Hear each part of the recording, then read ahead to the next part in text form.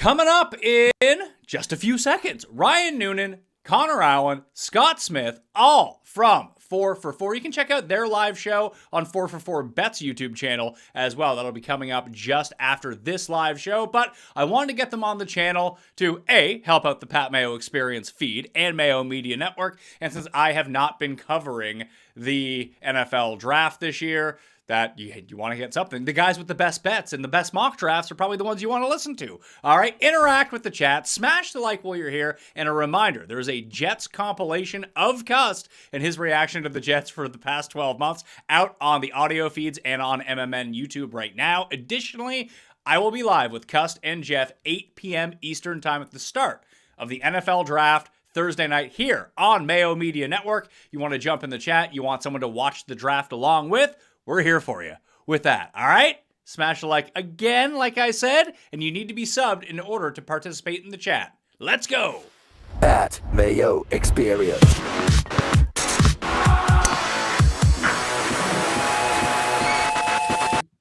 Well, hello and welcome to the special edition of Move the Line here on the Pat Mayo Experience. I'm Ryan Noonan, joined here, as always, by Connor Allen, Scott Smith. It's pencils down day, gentlemen. Final mock drafts have to be submitted. The rumor mill continues to swirl. The betting markets are fluctuating. Connor, what's going on with you today, bud?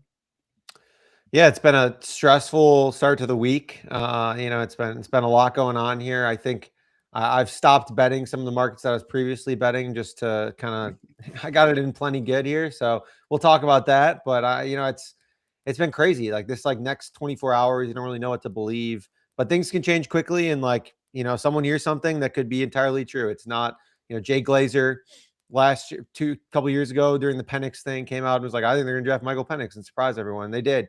And that was 100-1 heading into the draft. So, surprises can happen. Yeah. Information that comes out today or tomorrow isn't necessarily new information. That might just be new to our ears, Scott. So we're trying to continue to keep our ears to the pavement here. How we doing today? Good, man. 420 was 2 days ago, but it's still hazy in the room going through the smoke. I'm at about 80% smoke and 20% real right now on some of the stuff that we're kind of sifting through on the information and stuff. And it's just, I think I'm pretty comfortable with where with line side of the line I've fallen on. And if I'm wrong, but I've taken my stance. All right. More gummies over here. It's easier to kind of, wade your way through it. Keeps the smoke a little bit clear, but to each their own. Again, if you have, first of all, you're probably familiar with Connor and I. If you watch the Pat Mayo Experience, Connor and I were here with Pat most weeks during the NFL season. We're giving you some winners too. I think we had a pretty good year. So, this ugly face also joins Pat occasionally on the golf side. So if you happen to enjoy what we're doing, check out Move the Line. It's our NFL podcast. 4 for 4 Live is our YouTube channel as well, where we typically do most of our stuff. Check out SharpStack as well. If you're not, I know Pat always talks about it. We just, again, new suite of betting tools, EV tool that we launched over at 4 for 4. Again, use promo code MAYO to check that out. Again, top-down betting tool. Some new updates that we're really excited about there too. I'm sure we'll start to talk about that more in the summer. I know Pat was printing on WNBA when we were kind of in launch mode for that last year, and that season starting up here. So you might be looking at the calendar and go, hey, what am I going to get down on here over the next couple of months before the NFL season comes back? SharpStack can help through the NFL, NBA playoffs, NHL playoffs, all that stuff too. Again, go over to 4for4.com/SharpStack, use promo code MAYO, and check that out. If you have any questions, reach out. Happy to help walk you through that. SharpStack on Twitter as well if you're looking for a promo code or a different way to get down on that too. So, all right, we know the answer to the test at the top. We know it's for Fernando Mendoza. That would shock us. I think we're all still kind of aligned. Hopefully Cuss is okay with this too, on what our thoughts are for the Jets. Connor, I'll give you the floor. I know it's been, a big piece of, what we're hearing from you on social media. Anytime we get a little bit of, David Bailey or Arvel Reese tidbit, you're kind of, just kind of taunting the people on Twitter with some news there. Where are you at currently as we stand? Jets number 2, David Bailey, Arvel Reese. I think you're muted. Sorry. Yeah, I'm now a Jets influencer. It's like people love me on Twitter, Jets Twitter. Hopefully I got the right pick for them. I think it's been really interesting because the way that we expected this to go was come into the week and for national insiders to be like, you know what? It was Arvel Reese all along. Based on everything we've been hearing, we thought it was Bailey, but now it's Reese. And that just hasn't happened. But a lot of national insiders have basically been saying, like, well, we don't have really got any new information, so we're just going to stick with Bailey. That's what Peter Schrager said. That's what Albert Breer said. Daniel Jeremiah is basically like, I don't know, someone told me that they think it's Bailey, so that's where I'm at. It seems like all of them have been like locked out essentially of the organization here, and the Jets have done a really good job at like keeping the smoke screen. So the odds fluctuated dramatically. It was like minus 400 or whatever on Monday for Reese to go 2. Now it's about even. It's like kind of ping pong back and forth. I don't think, and where I've come to is I don't think that anyone knows. Otherwise it'd be like minus 400 one way or another at this point. Like if someone knew it was Bailey, they would just keep betting it forever. Like they would just be betting it. So like even if it goes to minus 200, like you're only the sickos are betting minus 300s. Like if they know. So I'm of the opinion, I'm still with Reese. I still think it's there. And the tidbit that came out today, I thought was really interesting. So they're doing interviews today at I don't know, it's like some like kids thing, I think, for the draft, but they're doing some interviews there. And a New York Jets person interviewed Arvel Reese and was like, how was your visit? He was like, oh, I talked with Aaron Glenn. He like talked to me how he envisioned me in their defense and like got to talk with defensive coordinators and like how I'd fit in. And then they talked to David Bailey, and David Bailey was like, yeah, I met with them at the combine, and they canceled my visit, so I didn't really have a chance to talk with a lot of the staff, and didn't really talk a lot with them there. But I got to FaceTime a lot with Monty, which is Monty Ossenford, which is the Cardinals GM, not even the Jets GM, the Cardinals GM. So like again, canceled visit doesn't for sure mean they're not taking him, but like when you put all these pieces together logically, I just can't get over Reese. And I know that was like a long rant there, but that's kind of like the last 24, 36 hours of like what I've been like trying to piece it all together. Yeah, I think it's great. So like if you've been watching our shows, we've kind of been aligned for the most part here over the last, few weeks in particular, kind of on Reese. And I think we're all still kind of there, but I don't think it's just stubborn and we picked a side. I feel like there are some, I don't know, again, a little bit of sprinklings to Connor's point here, Scott, that it does feel like there's some re-signs. Again, like the cancel visit thing we thought would be a trickle-down effect to the market and didn't really happen that way. It eventually kind of got there, but I don't think it was because of that. And now the videos today, I think, in the interviews are quite interesting. Anything to add to where Connor's at or any disagreements? Yeah, I got a little bit of flack probably last week because one of the stances that I had on this pick is from a betting standpoint, if you could get plus money on both sides, I thought that was a good play. And some people push back because it's like, oh, you're trying to ride the fence and things of that nature. Look, we've kind of been consistent here as far as like the tea leaves and just the way that we're reading with some of the input and information that we've had that we think it's Reese. I think everything that Connor laid out today with the interview and specifically, I don't think that Aaron Glenn is solely making this decision. I think you have a new GM that wants to put his stamp on things, and whether Glenn's a lame duck or not, I don't think this is a pick that's going to fix the Jets and save Aaron Glenn's career or coaching, with the Jets. So with that being said, you start to look at all the talent evaluators that you trust, and it's Arvel Reese and Jeremiah Love are pretty much the top two guys. Whenever you start listening to evaluators and people, even the guys that are mocking David Bailey to the Jets, they all throw the caveat in there, but it's not what I would do. Or Arvel Reese has the higher upside. Like there's a lot of kind of crawfishing, we would say, down here in Louisiana, to kind of hedge. And then we talked about, you've heard that like one of the things that the Jets are getting a lot of applause for is that they've tightened the ship as far as leaks coming out of that building.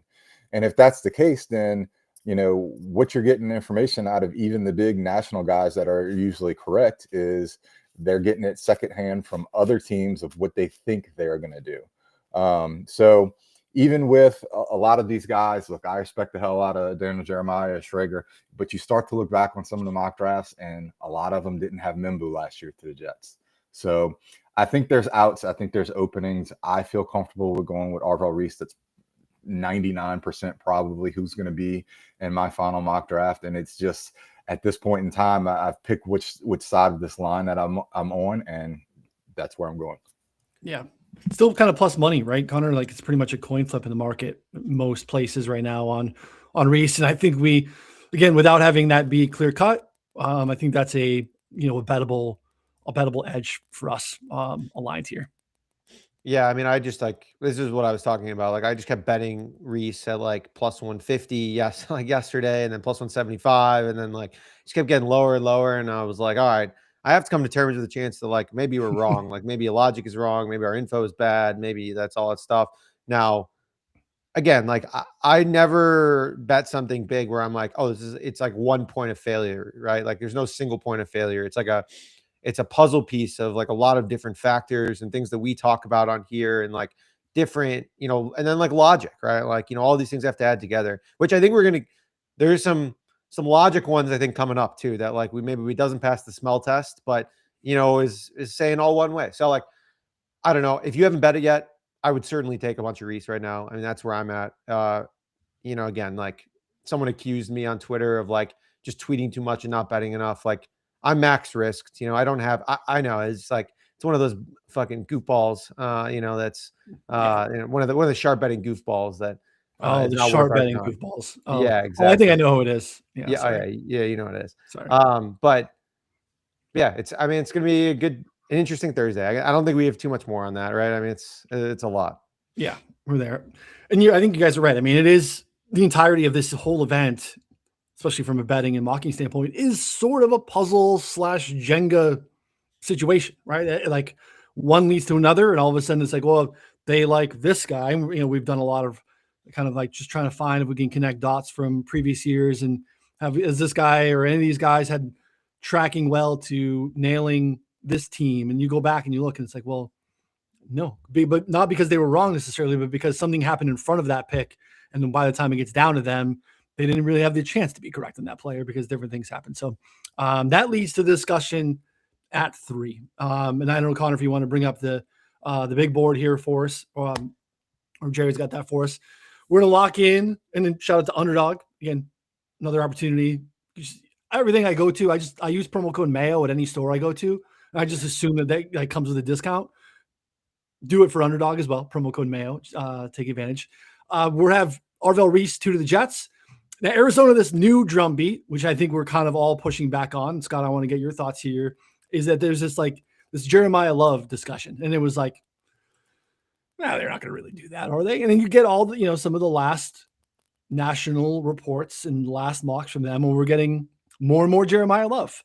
Now, is that like to you, is that impacted at all by what the Jets do it too? Are you buying the Jeremiah Love stuff? Kind of talk to me about where you're at with Arizona. I think the drum beat has gotten a bit louder, shall we say. You've had some of the national guys come out and, pretty much stand that Jeremiah Love is the pick there. I tend to have some pushback just from a logical standpoint. I think there's a better chance than not that Jeremiah Love is not the pick. You've heard a lot of stuff that Monty Ossenfort loves David Bailey, if Bailey is. If Bailey's not the guy, Arvel Reese still has a lot of fans from other GMs and other teams within the community as well. So I think there's more outs for Jeremiah Love not to be the pick. And then you had some stuff come out today, basically stating that they talked to some guys within the Cardinals organization, and when Jeremiah Love was mentioned, they said it's a little bit too expensive for a running back. I think you have some teams that love, shall we say, and I think it's a little bit of a smokescreen to see what type of movement and action you can get. It's throwing it out there to get the phone ringing and start having some of those discussions for a team that has from the get-go stated or been out there that they want to move down. You even have some guys that I respect a lot within the draft community that are putting Malanoa there. I don't think they're putting Malanoa there because they think a tackle is going to go 3. I think they're putting it there because the out is for Arizona to move down. Whether Bailey or whether Reese is the pick at 2, I think the opposite of whoever doesn't get picked will be the pick here at 3. I think Ossenfort would love it to be David Bailey, and I also think he would love it if he gets an offer that he can't refuse, even if it's pennies on the dollar, to move down and accumulate some more draft picks to possibly move up and get Ty Simpson, or to move back a few spots and get one of these tackles that aligns a little bit more towards where the draft value will be on the board. Always shop around, Connor, but right now the markets are kind of flat on whoever doesn't go to being the favorites at 3. Jeremiah Love a little bit longer, but not much. He's also, taking a beating down into number 3. Where are you at on Arizona and what they do here? Yeah, I am trying to hold firm on Bailey, but I'm not going to lie. There's been some quite definitive drumbeat from national insiders, more so on 3 than even 2, of the Cardinals are taking Jeremiah Love at 3, and I don't know. I mean, Albert Breer mentioned it. Adam Schefter has mentioned it multiple times. And, I think Jay Glazer pushed back on it a little bit. But, a lot of guys, big insiders are, again, are approaching this more definitively than 4. And, I mean, what I heard was, the owner really wants him because they, need to make a splash. They need to sell more tickets. They need to, they need more, juice on offense.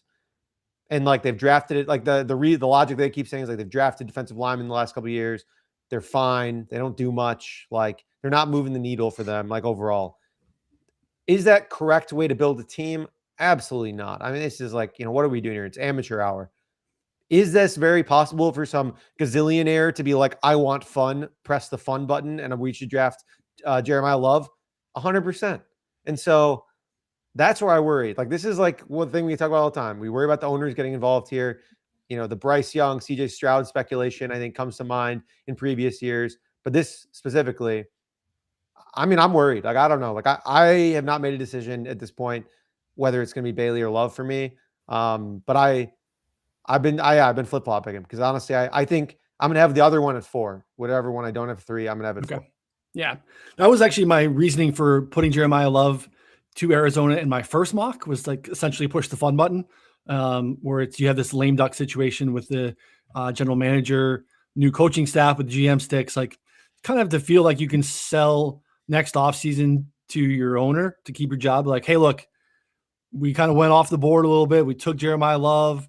People told us we weren't supposed to do it, but he's the guy.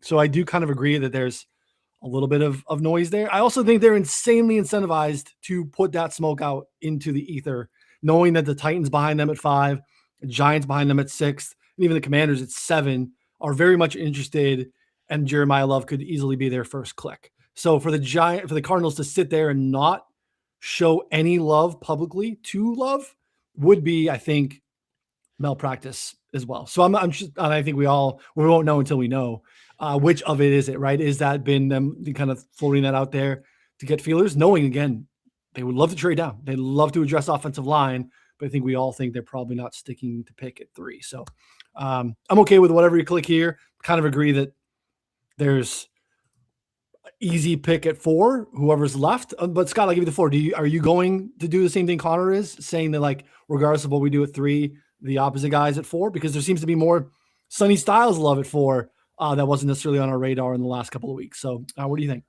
Yeah, I think when you start to look specifically at Robert Saleh, I think 5 of the last 6 drafts that he's been part of on a staff, they've drafted a defensive lineman.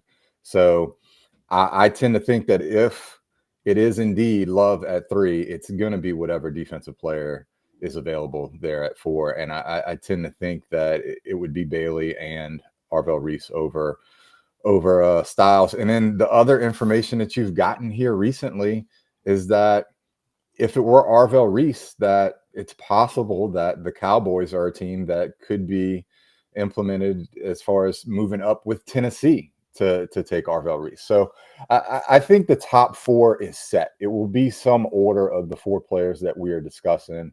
I would put it at a 10 to 20% that Styles is the pick at 4.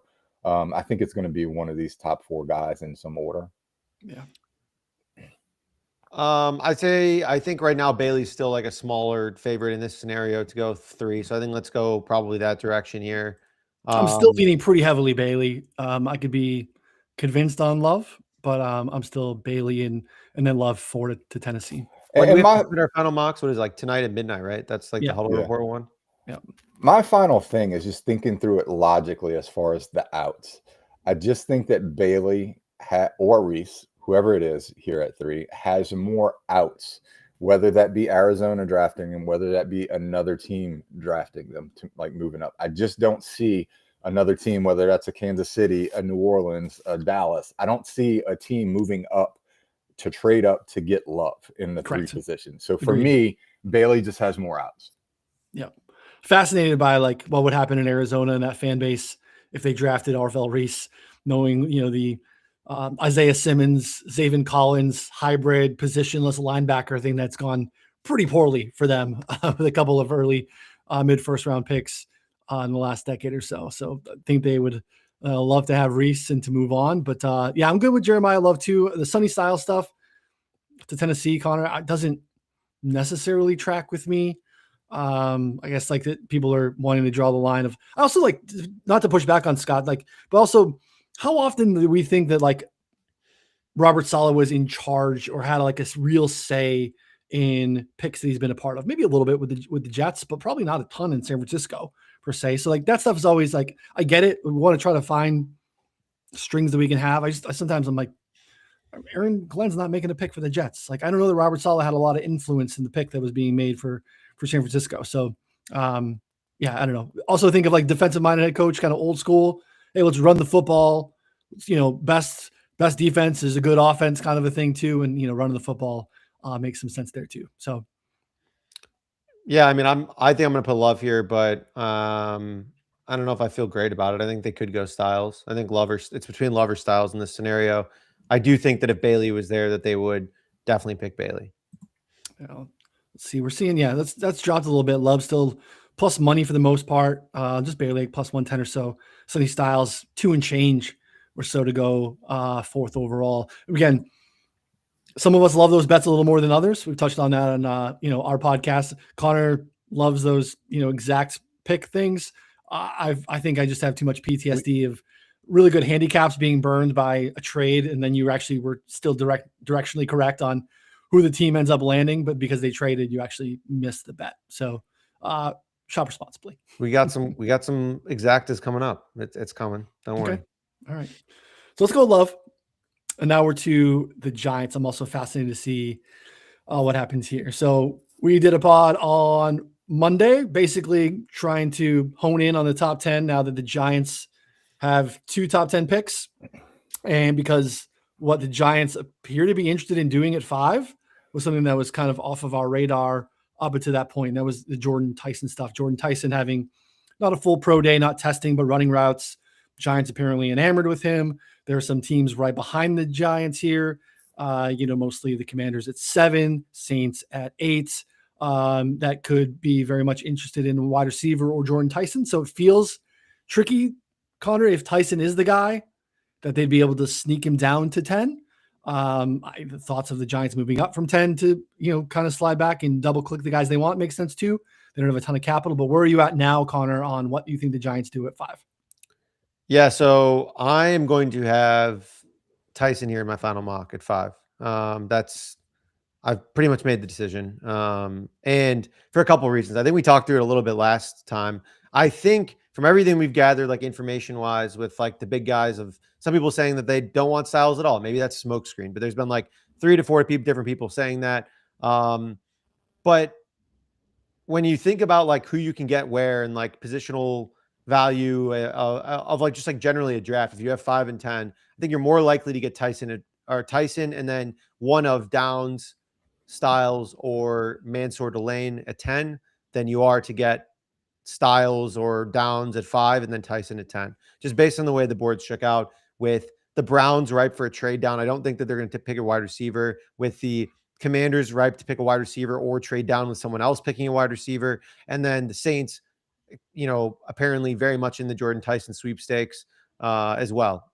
So, and I mean, we talked about it at the top. I mean, the Chiefs maybe don't need a wide receiver, but like, they could always use more juice one way or another. So I am going with that direction. I'm going to go with Tyson at 5 and then whoever I've left at 10. but I get not going otherwise because it's kind of a later development. It just seems like the smoke. I think this smoke is real. That's like the Jeremiah Love stuff. I'm still not sure. I'm lighting the Tyson smoke here at 5. I'm cool with that, and good for it. So Buying it too. I don't know if Scott is. I don't know if he's made his decision here, but like the way we went through the exercise, I feel pretty confident that he doesn't make it to 10. And right now, if you wanted to go, Tyson top 5 pick, you're going to get more than 3-1 on that in the market right now. Scott, where are you at currently? Giants 5. I'm still undecided here with the Giants at 5. I think they want some combination of Styles, Downs, and Jordan Tyson with a fallback at that second pick being an offensive lineman.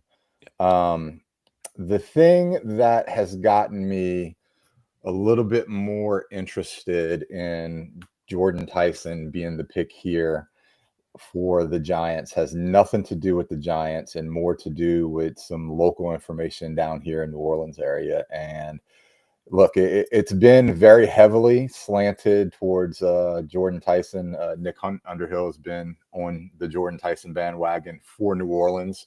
But here over the last 24 to 48 hours, the player that has kind of picked up steam is another player that the Giants are interested in, and that's Caleb Downs. There's a little bit of argument going on with Saints fans and people in the know, whether it would be Downs or Delane. Some of the people I trust the most seem to think Downs is going to fall a little bit higher on that Saints board. And I still think Carnell Tate would be in play for the Saints, but you have to see what Washington would do here at 7.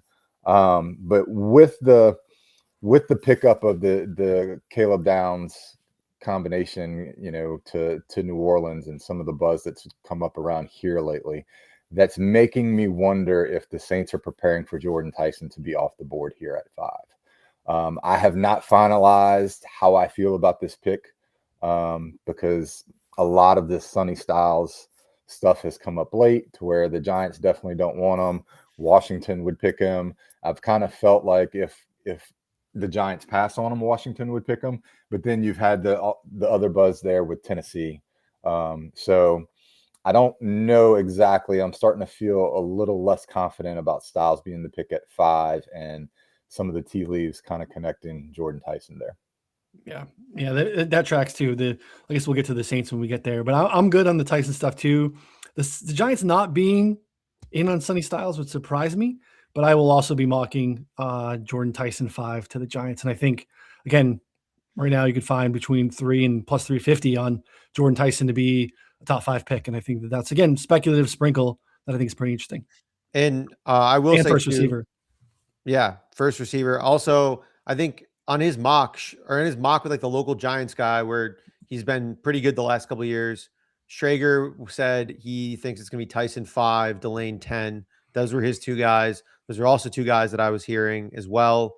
And then from there, like Daniel Jeremiah, Adam Schefter, Jake Glazer even brought it up. They're like, man, they really like this Jordan Tyson kid. Like, is he going to be there at 10? And all of them have left out of like, well, he's a wild card at 5. I mean, I'm ready to play the wild card. I'm going for it at 5 because a lot of the national insiders aren't mocking him there because they have Arvel Reese falling. That's like part of the domino is like Correct. They're having Arvel Reese fall to like 5 or 4, and then it kind of pushes another guy down like Jeremiah Love, and they're like, well, they'd probably take Love, right? Maybe not. Like I don't think so. So I think that's kind of the whole equation here. So I think for this we can go Tyson if 2 of us have it, and then maybe Scott as well. I'm on the fence, so okay, you can go ahead and do it. And if you're looking at odds, specifically Jordan Tyson to the Giants plus 360 on FanDuel right now. Yeah. I mean, yeah, I'm in that. Like we got in pretty early. We talked about it at like 8-1. Talked about it 10-1. If you haven't bet it, I think 3-1 is still playable. Yeah, I agree. There's lots of different ways to go about it too. So your first receiver is always not going to pay 3-1, but I still think he's getting plus money to be first receiver. So that works out. That works out for you too. All right. 6 of the Browns. The Browns are another one of the teams. We're kind of in this bunch here where teams would love to trade back. Rumors of the Browns doing so. We have, their second one we've had, or the third one, I guess we've had We have 6 teams picking in like the top 12 that have 2 picks. So Browns kind of seems like they want to come out of it with a offensive lineman and a receiver. At least that's what we continue to hear. This has been receiver kind of early in the process. It feels like the consensus, Scott, has moved to this being, if they were to stick and pick, probably offensive lineman first. But again, they're very live to move back. This could be a nice trade up spot for, to your point, whether that's Kansas City or Dallas or some of those other teams that are kind of looking to see if they can catch the falling swords. Yeah, my thought process on this is that Spencer Fano is the player that I feel most comfortable with here at 6. I think if they stick and pick, he would make the most sense from an analytical standpoint with Barry and how he kind of look at things. Fano has been thought to be the most versatile offensive lineman in this draft, that he could play all 5 positions. Cleveland has a clear need across their offensive line. They have been linked to Monroe, Freeling, and Caden Proctor as well in the trade down. But I think even if the Browns move down off of this pick, they would still have outs for Fano to be on the board and still be the pick with a trade down, whether that's at 9 to Kansas City or to Dallas. Like there's a few more outs connecting Fano to the Browns right here that I feel comfortable with versus, a player, if we're talking Malanoa, he's got the back, which some people are worried about, some people aren't worried about. I just think from an analytical standpoint and the way Barry has drafted for the Browns, I think Fano makes a little bit more sense with the fallback option possibly being Carnell Tate that we've heard. Yeah. So yeah, you could get, what do we have? Jordan Tyson's like plus 135 first receiver drafted, and you're pretty much in the same price range, Connor, for Spencer Fano to be first offensive lineman drafted. Where are you at here with the Browns? I think the exacta 4-1 is interesting. I mean, you're ripe to be burned for sure. I wouldn't go crazy on it, but 4-1 is not a bad price here. I think that's an interesting one for Fano, because I agree. I'm going to have this here in my final mock. I think the Browns are, in my opinion, the Browns are the most likely team though to trade down in the top 10 right now. I think that's probably where I'm at. So, I don't know. The 4-1 though. Maybe I'm wrong. Trades take a lot. You need a partner, like we talked about basically every episode. You need someone to trade up. Some people are adamant the Rams are trading up. Some people are adamant that there's no shot they're trading up. So we'll see. Yeah, Browns and Commanders too. Commanders don't have a lot of second day draft capital. You can see them making a move here too, depending on what falls. But I will have Spencer Fano.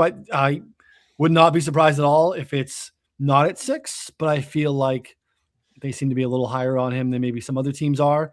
Again, Scott kind of highlighted he does check some of the analytical RAS age type thresholds that tend to be pretty predictive for Cleveland. And I think there's some, I think, solid noise there on the Fano thing, who seem to be like, if you were to go back and look at some, early January, even December stuff, like there was a lot of early ties to them being interested in him.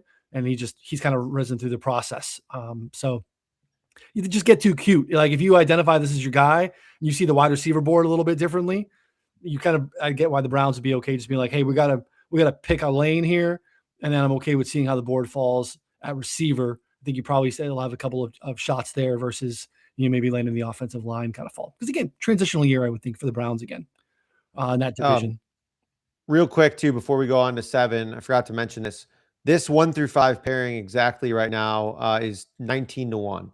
Just as a heads up. So I think that's a good bet. I think it's kind of a fun long shot. Yeah. Starting to see those parlay options and exactas here coming out here, which is really nice. All right, Scott, Commanders. I think the board's fallen pretty well for them based off of where we were maybe even a month or so ago, thinking about maybe what the wants would be for this organization and maybe them not being available. And the tricky part there was they just didn't seem to be a trade up candidate because of the lack of day 2 capital. But Sonny Styles and Carnell Tate kind of needs that we have pinpointed for them, kind of still both being on the board. I still think they're probably a Jeremiah Love team option wise if you were to fall. But with this board, what would you do with the Commanders? I think the Commanders would take Sonny Styles here, but I think they are maybe even higher than the Browns willing to move off of this spot. If a team like Kansas City wants to move up in front of New Orleans and say take a wide receiver or even go after a Ruben Bane, I think Washington would listen and move out 2 slots and still have access to a Mansoor, Delane, maybe a Carnell, Tate. There's been recent rumors that I've heard. I had somebody slide into my DMs and say, "Hey, Washington's moving down, and Makai Lemon is the player that they're looking for. Whether that be with the Rams, whether that be with, Spicy. the Jets, any number of teams. I think there's gonna be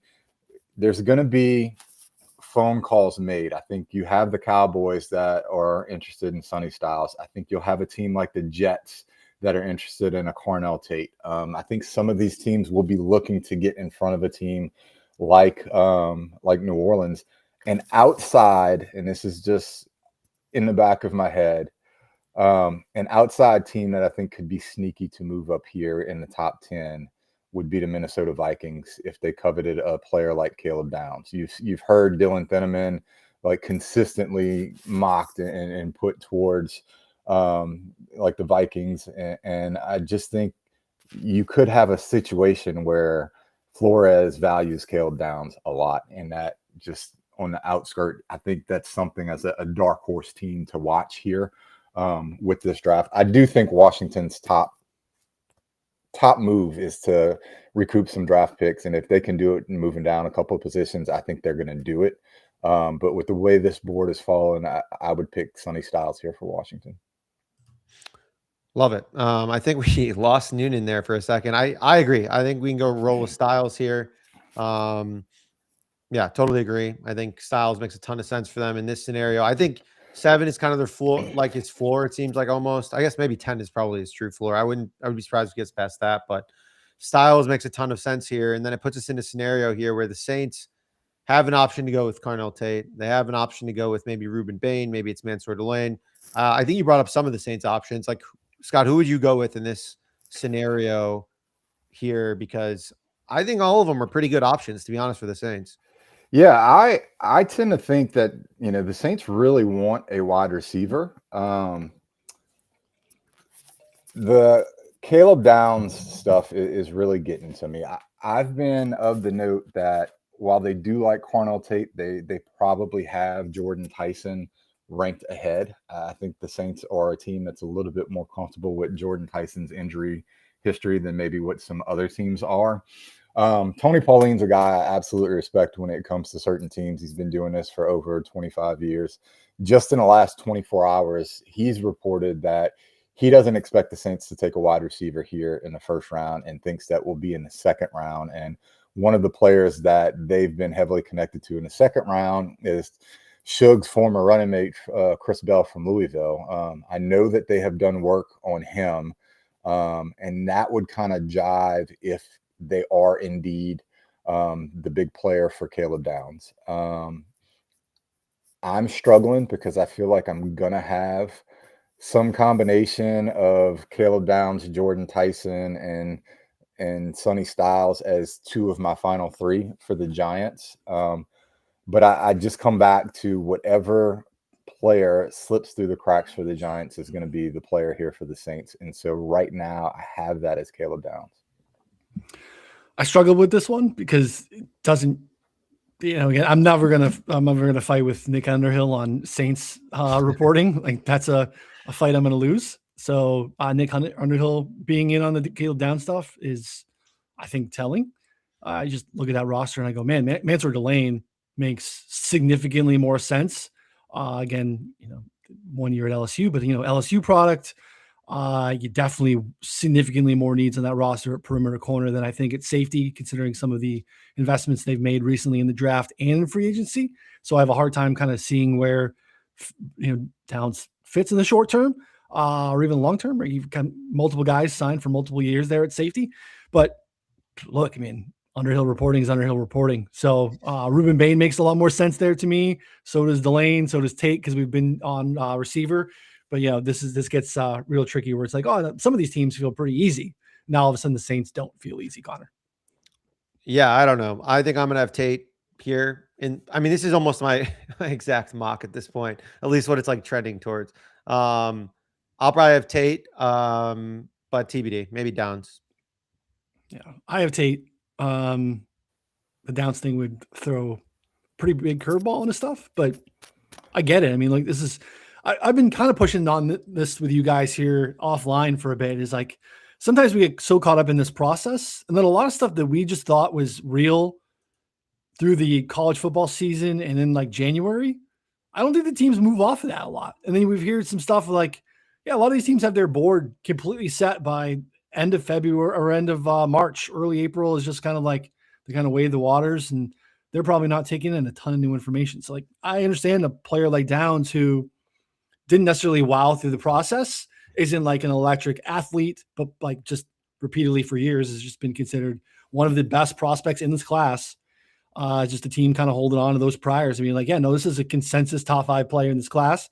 I don't give a rip what position he plays. We got a bunch of positionless, premium positionless type guys in this class. Caleb Downs is like, don't overthink it. Just click him in the top 10. So I could see that being the Saints. You're telling me that NFL organizations with entire teams are a little bit more efficient than some YouTube analysts who just hop on here and, take 6 months to figure out their board and everything. And, like what a shocker. I think that could make a ton of sense. And then they just do like injury stuff and like character stuff. And then that's it. Correct. Yep.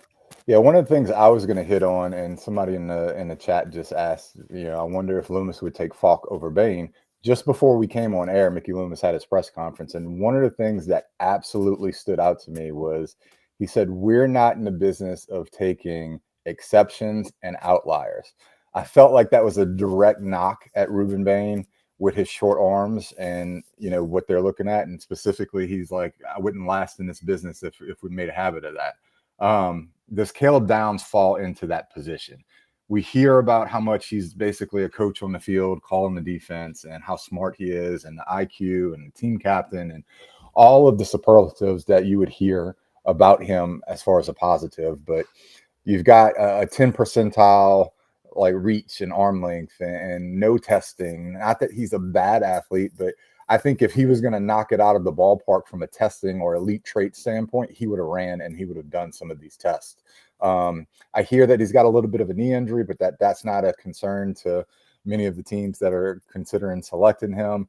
But I just kind of wonder, does Caleb Downs fall under that umbrella of that comment that we're not in the business of taking exceptions and outliers? I mean, I kind of think so, right? I think so too, unfortunately, yeah.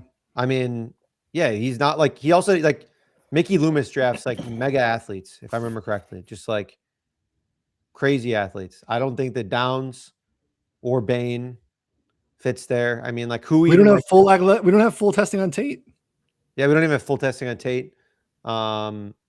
I don't know. This one could be a wild card. I think I'm putting in Tate, but I have no idea. I mean, honestly, I just have no idea. Let's roll with Tate. I have some caution and some reservation, and I do not know as of right now. I tend to lean Jordan Tyson being my pick here at 8, but I have not made that decision on what happens at 5 yet. Yeah. In the comment too, DJ has Bailey over Reese. I'm going to be super careful with what I say and how I say this here, because like massive amounts of respect for DJ, massive amounts of respect for Schefter, Schrager, a lot of the big time national beat guys. Go look at the mocks. Go look at their final mocks year over year, and they miss a lot. They very rarely, like, again, you land 6, 7 exact player team matches and you're printing. You're one of the best in the world at this. And again, sometimes they're directionally correct, but I just think that there's a big shift in this whole entire process over the last handful of years, betting being more common, with some of the leagues and some guys, insider stuff going down in the NBA and other sports. I think they're just really, really from a top down level, from the league office to team level to the lower level guys that used to be able to like sneak us information. Teams are a lot tighter with this, and that trickles up to the national guys. So they can be directionally correct. And I think it's really informative to look at the stuff that they have, but to follow them blindly is, I think, a fool's errand because they miss quite often too. So again, they're awesome, but like, it's not the end-all be-all. I think Todd McShay has been up to this point a perfect example of this. As much as what he trusts his guys and the information that he's getting fed to him, I mean, it's blowing in the wind. He is flip-flopped and moved back and forth. And I don't think that it's disingenuous to No. what he thinks at all. I just think that the information is not always correct. And then sometimes you just have to look at, what the point of view or where that information is coming from. And look, everybody that's doing this is making their best assumption and their best guess upon the most recent information they have. And what I lean to is sometimes you just have to make a decision and go with your gut. Yeah. All right. 9 of the Chiefs. Chiefs viable candidate to trade up. There's been rumors of them going all the way up to 3. They have 2 first rounders. They have the pick there at 29 as well. Again, it kind of felt early like edge and receiver. And then we got like the Rashee Rice news, and Rashee Rice is not going to be suspended, it seems, for somehow. So receiver kind of came off the board there. It seems like corner, because again, the Rams pillaged all of their corners. So corner seems like a play. And then we got kind of this, like, again, pretty consistent national drumbeat on offensive line for the Chiefs. So we kind of seemed like we had a clear 2 positions, Connor, and now we've kind of moved into 3. I'm not sure what you think the Chiefs do here at 9. So I think at this point, I'm probably between Bane and Malanoa here. I think both make sense. I will say, I think there's a fun bet here that can be made. And I think we touched on it a little bit before. Malanoa exact pick 9, because I think the Chiefs could stay and take him, but they are also, in my opinion, the most likely team to trade up to 3 currently. And if Arizona trades back to 9, I think they also take Malanoa. So right now it's 9-1. Kind of fun. I don't know. Kind of interesting. Like it's one that if you see the trade, you're all hyped about. And then, you can kind of like, you get a nice sweat there if they're sitting there at 9. And if not, then like you're still live as long as he doesn't go before then. So, I don't think I have enough on that. I'm gonna bet that right now just to make sure that I do. That's how I like betting these, though, because that's Yeah. a little bit. You're not like trying to line the chalk up personally. You're taking a little bit of a speculative, multiple outs. To your point earlier too, like you don't want to just have the one singular out, and then you're getting almost 10-1. So, Scott, I don't know where you're at currently with with Malanoa in general. The news around the back has not been new, but it seems like it's kind of been a little bit more prominent in the last 24 hours, 48 hours of like, we got the report of like, if it's not like an if, it's a when situation, similar to like the Gerard McCoy, knee repair stuff. It seems like that's going to be sort of inevitable. I don't know. Tricky spot with the Chiefs here at 9. I tend to think it's Ruben Bane. I think the rumors that you've heard about the Chiefs moving up, it's for a defensive end. I think they want to come out of this first pick with some type of edge rusher. They've gotten decent edge rushers, but they haven't had that 10+ sack guy. It's something that they've kind of struck out on. I looked through my notes. I've got McShay saying that Andy Reid is hell-bent on fixing the offensive line. If the Chiefs stay home and pick, it's offensive tackle. Like there's a lot of things that I see, but I think there's other offensive tackle spots later with that second pick here in the first round. I look at where these tackles fall, the little bit of uncertainty about Malanoa's back. And I think it's Ruben Bane, and I think he's a player that is going to fit in on that defense with Spagnuolo and what they want to do. I lean that way too, partially because I think they want to get probably a corner at the other spot too. And I think Colton Hood feels like a perfect Chief. They could be a team to take Jermon McCoy. They could be a Chris Johnson team. I think the outs. I know there's going to be outs for edge there too, but I think the one other out I have for the Chiefs later on that maybe we'll get to it at 29 is when you're talking about Spencer Fano. They talked about his coach at Utah being heavily connected to Andy Reid, and that's why a lot of people were putting Fano here. I'm not saying that they're not going to pick Fano. I think the connection is still there. I just look at it. If the connection is there for Fano, then the connection's also there for Caleb Lomu, who is on the back end of this thing, of this draft in the first round. And I think it's another player that you can slide out to left tackle, slide at right tackle, or keep Justin Simmons at right tackle. Whatever you want to do, Andy Reid's going to have just as much information on that player as what he has on Fano. So I think that's another out to look at late in the first round that has me lean a little bit more towards it being an edge rusher here at 9. I like it. Bane just feels like a Spags guy. Again, I'll continue to say there's a lot of premier edge rushers, even guys in the league that are 65, 70% snap guys. Like they sometimes come off and they're not even on the field on early downs for clear running plays. That is not Ruben Bane. Ruben Bane will be more of a, in the Max Crosby mold of like, hey, no, I'm going to set the edge like a George Karlaftis. Again, maybe don't put up huge, shiny sack numbers, but they are a nice fit for the style of defense that's being played there. So Ruben Bane, for me, if he's there at 9, makes sense too. Again, I think Delane makes sense, but again, I kind of touched on why I think corner is going to be available there too. Let's wrap up the top 10. Then we'll pay the bills here. But I'll wrap up 10 here with the second pick of the Giants. The way the board has fallen, Caleb Downs is still there. Mansoor, Delane still there. And then I think probably one of the offensive linemen, Scott, that even you were teasing would probably be there as well. And again, I know you're kind of messing around with Downs and other spots. What do you think the Giants do at 10? I think if the Giants do indeed go with wide receiver at 5, if it is Jordan Tyson at 5, I think they go with Jordan Tyson at 5 because they feel comfortable they can get one of Downs or Delane, or even Sonny Styles if you were to drop. I doubt that, but I think they feel comfortable getting one of these two secondary players here. I think if it's the opposite and it ends up being a Sonny Styles or a Caleb Downs at 5, and Tyson is off the board, that's when I think the pivot turns to offensive linemen, whether that be Ione or Malanoa. I tend to lean a little bit more towards Ione as being more of a fit for what Harbaugh does, especially when you're projecting Malanoa to be a right tackle. And it's like, all right, well, we're going to have to play him at guard for at least 1 year while Lenore's here. And then I just, looking at it, I would lean Downs right here for this pick because they went offense with Tyson within the mock draft that we've done so far. Yeah, that's how I would have it, Connor. What we do with the Giants at 10. Yeah, I think either Downs or Delane is fine. I think for this, let's go Downs. It seems like he's in like heavy consideration at 5. If he's in heavy consideration at 5, I think he's certainly in consideration at 10. So it's probably the pick. So I think that makes a lot of sense. Let's roll with that. Just something I hadn't thought of. If we say, Scott, I don't know if you've heard anything here.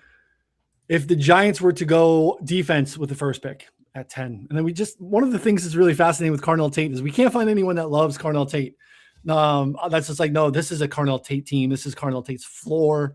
There was the presumed wide receiver 1 for a little while, and we had questions about Tyson's health and all those different things. Could you see a scenario where Tate slips to 10 and the Giants make that pick? I could. I am very uncomfortable with the wide receiver room there with the Giants, with Malik Neighbors probably not going to be ready at the start of the season.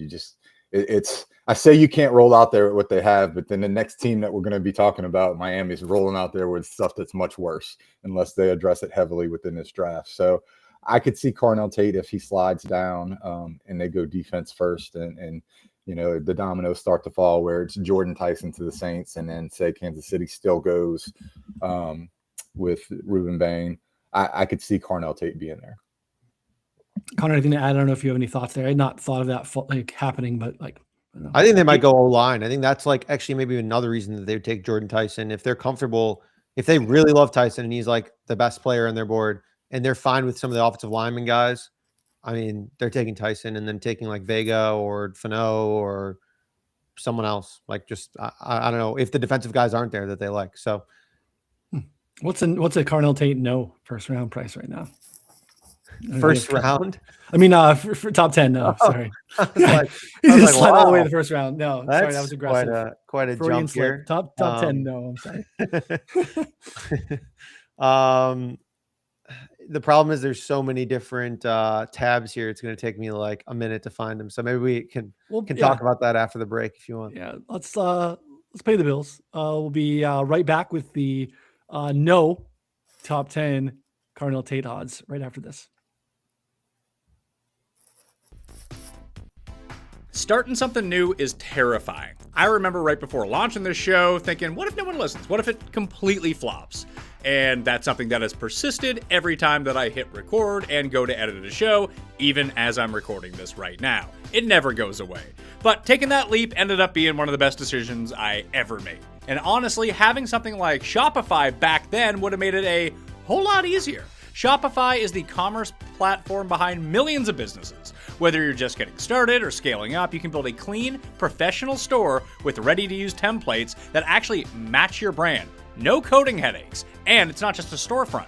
Shopify's got built-in AI tools to help write product descriptions, improve your pages, even upgrade your images. Plus, you can run email and social campaigns right from the platform like you've got a full marketing team behind you. That would have been great like 15 years ago, not gonna lie to you. Best part, everything lives in one place. Inventory, payments, analytics, so you're not juggling 5 different tools to run your business. It's time to turn those what-ifs into with Shopify today. Sign up for your $1 per month trial at shopify.com/PatMayo. Go to shopify.com/PatMayo. That's shopify.com/PatMayo.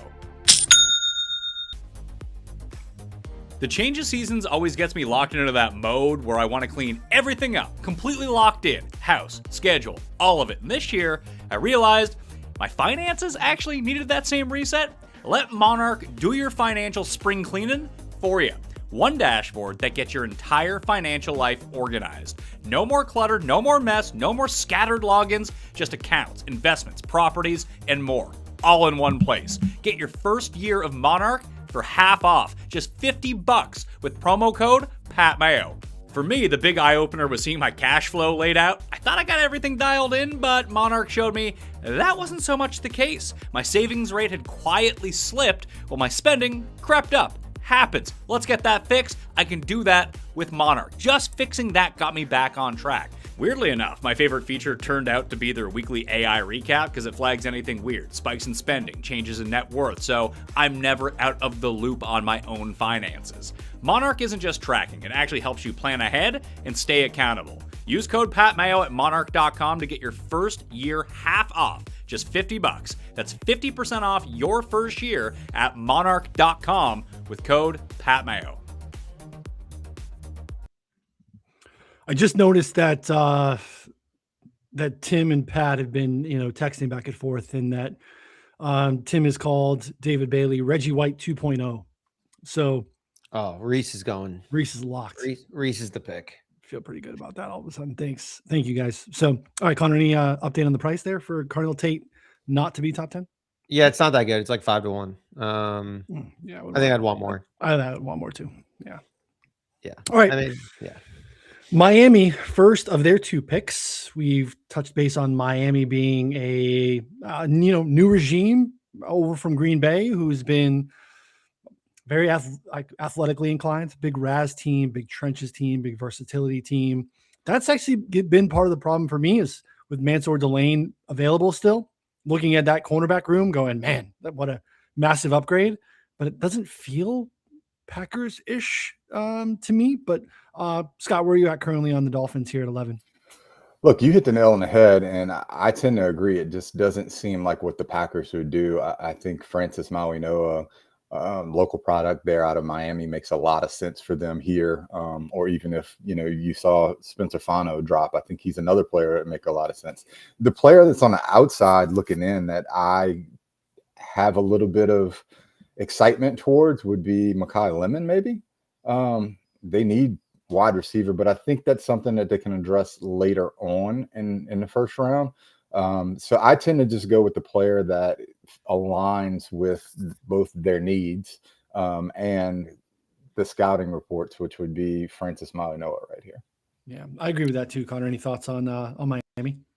No, I think where we're at now, Malanoa makes the most sense. I mean, this team needs Jesus. They need everything. I mean, they're just in shambles right now. So this is like, you could tell me that they basically picked anyone and I would be like, yeah, I mean, they need that. So that makes sense. That's pretty much where they're at right now. I don't think he declared, but you never know. They definitely is. That's the struggle with them for depth chart anywhere and being like, oh, like they could Dallas. What do we think, Scott? Easy. Dallas at 12 is tricky. Okay. I think the Cowboys are extremely happy if they get stuck at 12 and the board falls this way and Mansoor Delane is still there. There's a huge gap between Mansoor Delane and Jermod McCoy. And as a matter of fact, I was just looking. there's still some minus 116 for Jamad McCoy to be like over 17.5. I feel like that. Where? I'm willing to pay the juice on FanDuel. So it's that's something I'm willing to pay the juice for, especially when most of the lines have moved to like 26.5, 27.5. I just think there's a huge gap between Delane and who the second cornerback off the board is going to be. There's still some argument and discussion whether that would be McCoy or whether it would be like Hood, even Chris Johnson possibly. So I think Delane is the clear run up for Dallas if he's here.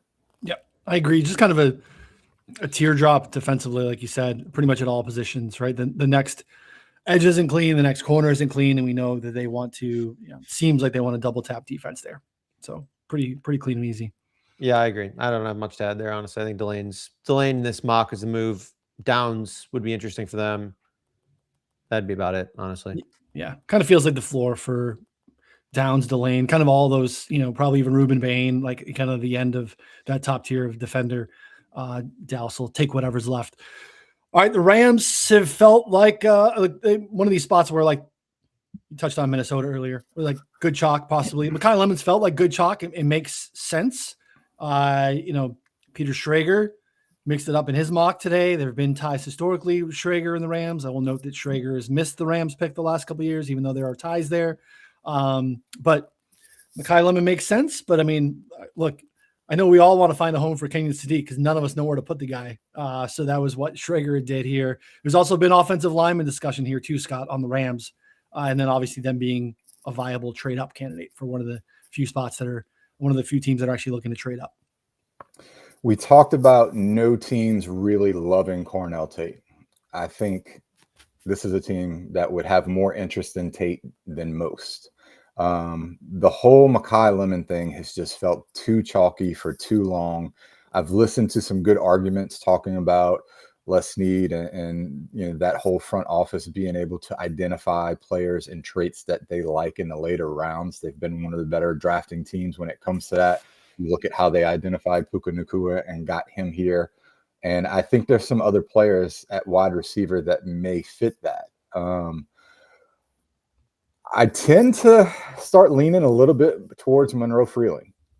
I think this offensive line, I think the Rams could be a team that moves up into the top 10 to get Tyson or get Tate. I think that's the two players that they would be interested in if they move up. If they don't move up, I think there's some improvement that can go on with this offensive line. And Monroe Freeling, while he hasn't started a ton of games, the upside at left tackle, the athleticism, and a lot of things that I think would interest this team. I think Freeling is the player that I am kind of leaning towards right now. I think Lance Zierlein might have been another person that echoed the same sentiment. So it's between those two guys for me. Interesting. Offensive line would not surprise me. I would almost, for me, would click Vega Ione with this board with offensive line, but I don't hate the Freeling thing at all either. Connor, any thoughts on the Rams? They seem to be a tricky one. I think I'm gonna have Freeling. I'm taking a big swing this year. I'm fading a lot of the chalk. Like I'm fading Thieneman, fading Lemon, because you know what? No one remembers the 18th ranked mock drafter. And no one even remembers the DFL mock drafter, myself, from 2 years ago. They only remember Josh Norris for getting 20 right or whatever he got, and Scott Smith for being the most accurate like 6 years in a row. We should get that guy on here, Scott Smith. He's pretty good. Yeah, that's probably help. No, I think he works for the Tampa Bay Buccaneers. Well, great, because I need to know what they're going to do. I keep getting stuck in the Bucs. So yeah, I'm going with Freeling. I think Freeling, Vega makes a ton of sense too. I mean, I don't know, just not wide receiver. That's what I'm going to go with. Not wide receiver. And I will say this, part of my out here of not putting Ione here and instead putting Freeling, I think I leave myself a little bit of an out when I'm doing my mock drafts, in the sense that I think Ione is in play for the Giants. So I think there's a few different ways where Ione is not on the board here for them to draft. And so I feel a little bit more comfortable going Freeling. Okay, that tracks. That makes sense. It's a puzzle. Do Freeling. Let's see how it shakes out. Baltimore, I mean, another chalk has been Ione, but again, this has been a Sadiq team. This has been a team that I thought would have made sense for Jamal McCoy, but again, the national beats are telling us, there's a good chance that he falls outside the first round. I also will suddenly feel really good about Jamal McCoy's prospects immediately if Baltimore runs that card up and makes a pick. I don't know what to do with this team. They're very, very tricky. We kind of go back to the discussion of Eric DeCosta, the GM, a couple weeks ago, saying they want to come out of this draft with multiple tight ends. Again, caveat that does not have to mean that it starts in round one. But I'll give it to you, Connor. What do you think the Ravens do here at 14 with this board? Yeah, I have Sadiq penciled in there right now just because I don't know what to do with him. And I like the fit for Vega at 15. Again, that's like not a really good reason for either of them going because obviously the Ravens pick before. If they like Vega, they're just going to pick. It's very Vega. Relatable, though. We're going through the same process, so I get it. I'm just really struggling with Sadiq, so maybe I might switch it back. But yeah, I mean, I have Sadiq here. Something just doesn't feel right about it. I don't know, man. Like it doesn't seem like a Ravens guy to me. I don't know. Maybe I'm way off here, but I'm also a Kenyan Sadiq hater. I just think he's kind of trash. He's just not that good, and he's just a big athletic freak, which is basically never worked out. Shorts and t-shirt all-star for sure. Yeah. Scott, what are you doing with the Ravens? I have Ione penciled in here very heavily. You start looking at this depth chart, John Simpson, Danny Pinter, and Emory Jones Jr. is the interior of this offensive line when you have an aging running back there that you depend on, and you have a quarterback that hasn't quite been able to get over that hump in the playoffs and is running for his life a lot of times. Look, there's other tight ends in this draft. I don't think that I just don't think that Sadiq has to be the guy here. He might make a little bit of sense, but I look at this interior and I just think you have to go Ione. I think he's a safer prospect. I think Baltimore's just a team that the talent falls to them and fits in place for what they need. So that's who I have, and I feel pretty strongly about it. I would give a little bit of consideration to Makai Lemon. They've kind of struck out with Rashad Bateman. Zay Flowers had a solid year last year, putting up 1,200 yards. My concern would be, is there a little bit of overlap and a logjam with Makai Lemon and Zay Flowers kind of? Are they the same player, basically? Like, isn't it just like Zay Flowers, who you hope Makai Lemon is? Yeah, so pretty much, yeah. That's my pushback on that. So, like I said, I feel strongly about Ione here. If I didn't have Ione here, I think Tampa Bay would take him next, but I don't think he gets past Baltimore. It's like running 12 personnel, but just with small wide receivers, just like really tight bunched formations in line. Because seems redundant. I mean, Lamar's really accurate at throwing to small guys, right? That's perfect. Let's go Vega. You know, I'm like changing my mock while we're doing this right now because I hated the Sadiq fit. So let's go Vega here. I got a Sadiq home in a little bit, maybe. Tampa Bay is tricky too, and I understand why you would skip Ione above this because this would make sense because this is also a tough team, I think, to mock. I think this is another team that's been talked about in trading down. Scott, but take a number, right? Like everyone wants to trade down. Edge makes sense. Interior offensive line makes sense. I don't know what to do with the Bucs. I have them going with Hakeem Mesador, and I have them going with him for multiple reasons. Jason Licht thinks outside the box a little bit when it comes to small school and a little bit older profile players. I think Mesador at 15 is a little bit rich for my blood, but this is a team that's been talked about as far as moving down. But Mesador is a player that a lot of teams and Bucs websites and Bucs fans have connected as a good fit for what they want. Like I said, a little bit rich for my blood, but if they trade back, if you have a team like Carolina who is as in on Thieneman as what I heard and what I believe, could this be a trade up spot to get in front of some of these teams that might take Thieneman? Also, when we start talking about all the offensive tackles, this is another spot to get in front of Detroit if somebody really likes Caden Proctor. So I think there's some outs for Tampa to go ahead and move back and still end up with Hakeem Mesador. So he's likely to be the player that I have mocked to 15 here. I could see it being Sadiq. And then the other player that you've kind of heard here is, would Tampa Bay be in on McCoy?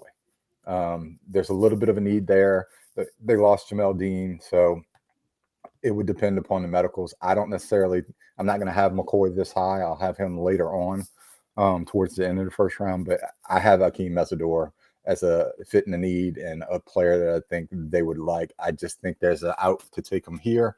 If they move down, I'd be a lot more comfortable with Mesador being a pick, and that's kind of what I'm projecting. We're wrestling with the same stuff here. There's just a lot of good stuff. People tied into the organization that are checking the Mesador box. The problem is like, it's a player that I'm like, I might put him 15. I might leave him out of my first round, right? He's 25. He's got multiple foot injuries. It's not like for everyone at all. And he slips out of the first round. You go, yeah, it's like, look, there's injury history here and he's old, right? The second contract is going to be 30. So you start to figure out like, that's a tough sell for some teams. He is a stylistic fit, which is part of why it makes sense there too. Small school, Florida. This also could be maybe a little rich too, but this also could be, Malachi Lawrence. Again, I understand why someone would go, hey, that's really rich. But to me, I'm wrestling with like leaving Mesador out of my first round, and I'm not messing with leaving Makai Lawrence out of my first round. So I'm really caught off guard. Again, McCoy makes a ton of sense there too. This is a really, really, really tricky team in the middle of the draft for me to kind of figure out where they go, because it impacts a bunch of stuff, because I'm not just swimming around one position. Again, this is also another Sadiq team. If you want to say, hey, look, new offensive coordinator Zach Robinson comes from the Rams. They like to run a lot of multiple tight end sets. Yeah, they re-signed Kaden, but like we've seen Sadiq mocked to Tampa Bay quite often here, Connor. So you're out in the Bucks. Yeah, I think I'll probably do Sadiq, but I think Mesador makes a bunch of sense too. So fine either way. Do we want to go? Which one do we want to go with? Let's go with Mesador, because I think it opens up the door for me and Noonan to kind of like get in on this other spot that we might both be aligned on. I love Sadiq that. being. That's great. I think this is an like interesting Jets thing here. Oh, you think this is lined up? So Makai Lemon? I think it's like a lock to be Makai Lemon. Like this is like yeah. What do you? I would agree with that. I agree with that. The way I've mocked, I think so far, Lemon's not available. I think this would be a sneaky Kenyan Sadiq team. Whew, that wasn't a direction I was going with them drafting the tight end out of LSU last year. Yeah, they got Mason Taylor. They got Mason Taylor. GOAT. You know who had, the Raiders would never take Brock Bowers because they took Mike Mayer.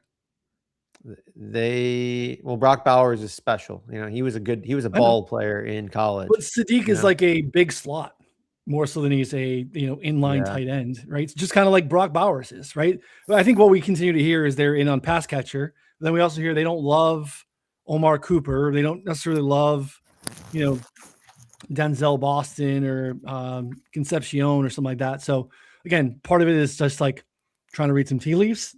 I think they've had visits. I think there's been some beats that have, I think, is it Cremini or Cremini? I'm probably a New York reporter. Yeah, there. Rich Cremini. Yes.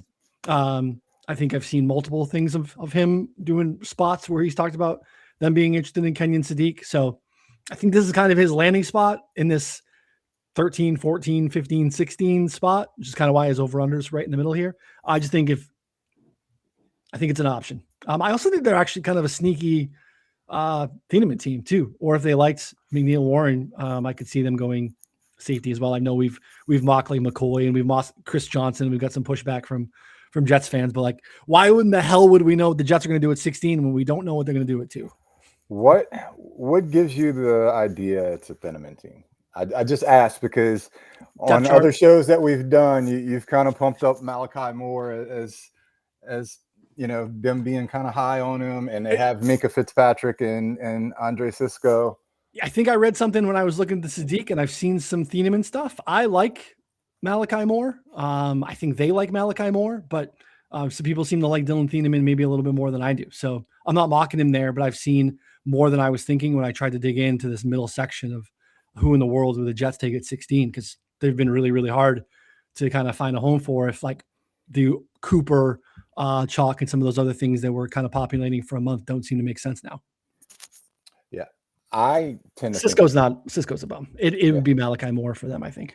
I tend to think it's Makai Lemon. Just when I'm looking at the depth chart, I think he has a clear fit within an offense. And you're playing Garrett Wilson, Adonai Mitchell on the outside. I think you would slide Makai Lemon and be able to still get some of the same stuff, and to a better extent. Like I'm just not high on Sadiq as a prospect. I think everybody is overrating the straight line speed that he has. I have a lot of reservation here about this being the pick. I had a little bit different team maybe being the pick for him, but I think I have a little pushback here. I would 1,000% make it Malachi Moore or Makai Lemon. I'm sorry, if he was here. Yeah, different I think we variations go of with Makai Lemon here. I think that makes all sense in the world. Well, it feels like it's been a Freeling or Proctor thing here for Detroit, Connor, and with Freeling off the board, this feels pretty clean. I mean, one of the biggest lays on the board right now is first position drafted is Lions offensive line. They've been rumored to be even a trade up team for Kaden Proctor. You make a case for anyone else here? No, I think it's been Proctor and Freeling.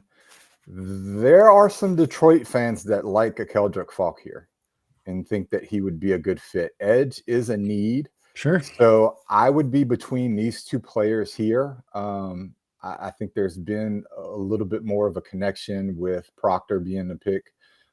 So I would tend to go that direction in this mock. I think that is who is going to be there in my final mock. Because I think there's some other outs for Keldrick Falk, but I think Falk could definitely be the fallback option if you see Proctor and Freeling off the board prior to the Detroit being on the clock. I like it. Yeah, I think I went edge first mock for them too, which makes a ton of sense. They've really struggled to find someone opposite of Hutchinson there. Connor, any thoughts to Proctor, or what do you think Detroit does here at 17? Proctor's plus 290, Fano plus 380, Freeling plus 460, Vega plus 460, Blake Miller 10-1, and then Keldrick Falk 13-1. I'm probably just going to go with Proctor here and call it a day. I think this is good chalk, so I'm excited to eat this one. Is that was pick 17 odds? Yep, pick 17 odds. Okay, but then you're holding the bag if they trade up. Yeah, I'm not betting this one. I do think it's good chalk. I'm just not betting it because, like you said, they could trade up. So I feel good about the Lions getting Kaden Proctor one way or another. Agreed. Pretty good chalk there too. Freeling, if he was on the board, would not surprise me either. Yeah, that would be interesting too. He's over under 17.5 exactly right now. So I think that's the Lions are in mind. Scott, you teased Minnesota being a trade up team. I think there's some again, pushing back on the chalk here. Thieneman is like such a loud drumbeat here too. I've been pushing back, they could really stylistically Emmanuel Warren just as much. Some people love him. Some people think he's sliding to day 2. But you've also seen you've seen tight end a little bit here. You've seen corner a little bit here as well. You're shaking your head. I think I know your Sadiq team. Yeah, this is the Sadiq team that is kind of sticking out in the back. I am buying the smoke on Carolina and how much they like Thieneman. I've dug into this specific situation for these two teams.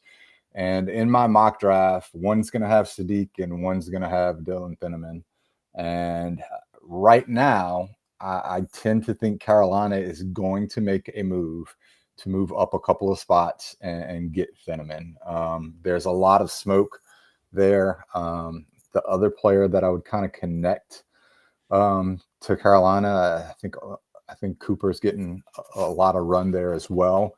But Vikings fans are in on this move with Kenyan Sadiq. For what it's worth, early on in the process, I tend to think that they would go defensive line. You've had a lot of the snaps go away out of this offense through free agency and stuff like that. So I think a guy like Peter Woods could end up being here. But I think the sneaky team, if the board just falls a certain way and Thieneman's not there, I think it could be Sadiq to Minnesota. Could see it. Just want him off the friggin' board, Connor. What about offensive line? I think that they could go offensive line. I mean, Maybe no. I don't think it's a glaring weakness. I kind of agree with Scott. It's not a great interior defensive line class as we've laid out, but like they have had some losses there in free agency. So they definitely are. Can you name the defensive linemen that are projected to start for Minnesota right now? Yeah, I can name a couple for sure. Let's go. Let's hear it. Jalen Redmond was awesome last year. There you go. There's one. Insanely underrated player. They have Elijah Williams. Jonathan Allen left. They have Levi Rodriguez. All right, there you go. I'm not going to question the defensive knower of ball again. But the point of it is that they lost over 1,300 snaps along that defensive line. Yeah. So I think this is a spot where you could see defensive line. That's the other position that I'm considering. But right now I have this as my Sadiq out, flip-flopping between Carolina and Sadiq, or Carolina and Fenneman. So it's Sadiq is probably my most hated player throughout this draft cycle. There's just not a good fit for him. I don't think he's worth the first round talent. I like the other tight end from Vanderbilt better. Yeah. I think he produced better. I liked what I saw when he played against LSU, at least. He is the bane of my existence of putting him to a player and team fit. So. Yeah, I totally agree with that. Thor Nystrom, by the way, I DM'd him. He's like a Vikings / draft analyst or whatever. He was saying that he thinks that he doesn't think that they're going to go Thieneman. He said that he doesn't think that they necessarily need it. He also brought up potentially that there's speculation around Harrison Smith. Hasn't officially retired. Doing one more rodeo and coming back. So there is a rule in the NFL. You're only allowed to have one white safety per team. And so, it'd be breaking that rule. No, but it's like the reverse Rooney rule. It is build for Dylan Thieneman and Harrison Smith. So yeah, I think any of these defensive linemen could make sense. I don't know. Jacob Rodriguez too early. They don't need it, but it's hot. I mean, Cashman and Wilson are pretty good linebacking duo, but yeah. You're not going to hear me say anything bad about Jacob Rodriguez. I say we just don't put Thieneman here just because. Yeah, I'm good with that too. I'm trying to fight reasons to do it. I will, again, I'm very comfortable being wrong. Let's roll with Sadiq. Let's do Sadiq, yeah. Okay. I like it. And then Thieneman here. Let's do Thieneman here. I vehemently disagree with this. We've talked about it. No, I'm good with the mock. I'm just saying, again. I'm all about the discussion. Let's talk it out. Again, this is where, sometimes, the information that's coming, I'm not doubting Scott's sources. I'm not doubting Josh Norris, who's been reporting this. Obviously, is local and, probably has some ties to Carolina for sure. I'm looking at the roster. I'm looking at the contracts, and I'm going, this just doesn't make sense to me whatsoever. They signed Trayvon Mooring last year. He is essentially a hybrid linebacker. He plays like a bunch of on the line of scrimmage, almost like Josh Metellus from Minnesota does. Very heavy box safety for them. Had a good year. They like him quite a bit. I don't think they love Nick Scott, but they re-signed him for another deal. But they drafted Lathan Ransom from Notre Dame last year, and I think they really liked him. They were using him, actually started him in the playoffs over Nick Scott when he came back. They were using 3 safeties, but Ransom was on the field. I think he's part of their future, and to be able to have cost control there with being able to get a day 2 starting safety for a couple of years. I just look at this roster and I go, I don't see a need for a primary box safety. And that's what Thieneman was at Purdue and what he was at Oregon. He's he's great at it, but he just feels like over redundant for what they have. When I look at this roster and they have needs in a lot of different spots, to me, they do not have a need at safety. And it's actually probably one of the only places on the defensive side that they don't have a need. So you could sell me on almost anything else defensively except safety, but I will lose 2-1 here if you guys want to put him in. Well, as a non-safety ball knower, PFF has Scott and Moore graded as 55 and 54 among safeties out of 90. Nick Scott's not good. They gave him one extra year, but I don't think he's playing. I think it's Ransom's job to play with Mooring. But they've tied free agent money to Mooring from the Raiders 2 years ago, right? So it doesn't feel like a good use of resources to then sign both of these guys, draft ransom, and then go, yeah, we're going to throw more resources in the draft in the first round at Thieneman. That's all. When did they draft Ransom? Last year. Fourth round, graded 67th out of 91 safeties. Didn't play a ton last year. Played like 200 snaps. All I'm seeing is a lot of yellow and red on these then color charts. sell And me I'm seeing big green Thieneman, coming in on the Panthers. Hey, I'm not saying I'm right. I'm just saying part of my process is definitely, more, looking at depth charts a little bit more and trying to, look beyond the contracts, because teams are drafting beyond this current year. Emmanuel McNeil Warren feels like a better fit to me for Carolina and Thieneman. If they happen to not be a ransom team and they want to move on from him, then Thieneman. But I'll lose 2-1. I'm okay. Yeah. So Dan Morgan, 100% Power 5 conference drafted right now. Yeah, he loves young guys, high athletic, high res. I think that along the line of this, he has fallen in love with Thieneman as a player. And I think there's some argument they could go wide receiver, but I have been over the last 24 to 48 hours digging through, and I think they do have a strong love for Thieneman, provided he's available to them.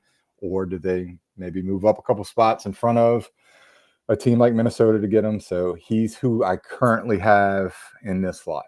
Yeah. I like the player. He'll be fun to bet tackles on because he's going to get a ton. He's going to play in the box. No problem with it. I don't have no problem with the player at all. And it would seem surprising to me based off of the depth chart, but there seems, again, you're not alone. And again, I obviously respect all the work that you're doing. And I have a better home for Emmanuel Menil Warren anyway. I don't want him to go to Carolina. So, all right. I think we could do Dallas here at 20, and then we could buzz through a couple. There's some key spots or some stuff you guys want to highlight. We're kind of pushing an hour and a half here. We probably end up rolling 3 hours if we end up going all the way through this, but maybe some good bets or some other stuff we like here. We gave Dallas Mansoor Delane, Scott, with the first selection that we used for them at 12. We know they want to trade up, but they don't want to lose this pick either way. But again, kind of back and forth with edge at 20. What are your thoughts here at 20, since they still have edge as a need? Look, I think the player that they've been connected to the most has been Keldrick Falk, but I've heard a little bit of pushback. I've heard they like some Zion Young. I've seen him in some spots there. And then here recently, the guy that you love, Makai Lawrence, is this kind of thought to be maybe his ceiling. So those are kind of the players that I have in consideration here. Some people have thought that maybe they'll go ahead and maybe take a swing on Jermod McCoy there late, but I think once you get Delane in this scenario, I don't think that's necessary. I think they go ahead and address. I'll probably, just for the sake of the connections that I've seen and where he kind of lands on the big boards with most of the evaluators, go with Keldrick Falk. Yeah, where are you at, Connor? I think I have Chris Johnson in there right now because I have them taking someone else first. But in this scenario, I think Falk makes a ton of sense. I think I'll probably have one of those two guys in my final mock. So yeah, it's kind of Falk or Lawrence for me, depending on what I do with Tampa Bay. And Lawrence will be in the first round. And I think, what are we still getting on Lawrence? Like 130 or so first round pick. Yeah, I think that's the best odds probably. Yeah. I guess I was doing my mock and I had Caleb Downs at 12. Do you think that they would still consider picking Chris Johnson, or is that just way too early? If you already double down on secondary, then you might have a real defense at this point, which is, yeah, they need it. I mean, I wouldn't exclude Chris Johnson because you went Caleb Downs. All right. Yeah. Didn't want to derail the conversation too much there, but Pittsburgh, I struggle real quick, with wide receiver, offensive line. Scott, I don't know if you have any thoughts. Again, they continue to talk about trading either Nick Herbig or Alex Highsmith too. So is edge in play? I don't know what to do with Pittsburgh either. I've leaned Omar Cooper Jr. I've seen offensive line. I don't have a good feel. Everybody goes to Jerry Dulac. Jerry Dulac, I've done something to piss him off, and I'm blocked. So if somebody can go ahead and send a message to Mr. Dulac and see what I did to piss him off. Maybe he'll unblock me and I can get in on some of his golf takes as well. I think Omar Cooper Jr. is a good fit here out of the slot. He's different than the other two receivers they have in DK Metcalf and Michael Pittman. I think he would make a lot of sense. Some of the other offensive linemen here, I'm a little bit lower on than the position that they are right here. Maybe Ione, but I don't necessarily know that he's the greatest fit either. So I tend to lean Cooper, but I'm open to other thought processes. Yeah, I'm the same. Like, it feels a little high for Lumu, but maybe not. I know Outside, I have heard them kind of connected to Emmanuel McNeil-Warren. I still think that's a little bit high for them as well. So I'm going another with, roster situation where I look at that team and like, no. I'm kind of in on Omar Cooper here. Yeah, Cooper feels safe to me. There's the wide receiver coach, Ties, their new wide receiver coach, is a wide receiver coach at Indiana. Obviously, he's coached Omar Cooper. Sometimes we need to hold on to anything we can get there too. So I'm good with Cooper there. 22, the Chargers, another team. I'm back and forth between edge and offensive line. I don't know if anyone feels good about what they're doing with the Chargers. No, for me, it's been looking at a guy like Chase Basanis, Keldrick Falk, and Makai Lawrence, at TJ Parker. I tend to think TJ Parker might be a little bit of a better fit than some of with the other edge rushers there. And Basantis I have a little bit lower down my board. So it's between those guys for me, and I haven't really finalized. It's going to end up being more of trying to find a spot. Do I slide TJ Parker in there? And then Peter Woods is the other guy that in this range, I think both in the big board and his expected draft position is 22. Yeah. So that's another spot that I think they could use that would fit. Yep. They definitely could use it. TJ Parker would be the edge that I think I would go with. I don't know what I would do at offensive line, but offensive line feels like, again, you bring in Mike McDaniel. They keep talking about like they went out and grabbed Keaton Mitchell and Alex Ingold, and I think you're gonna have a fun run game here.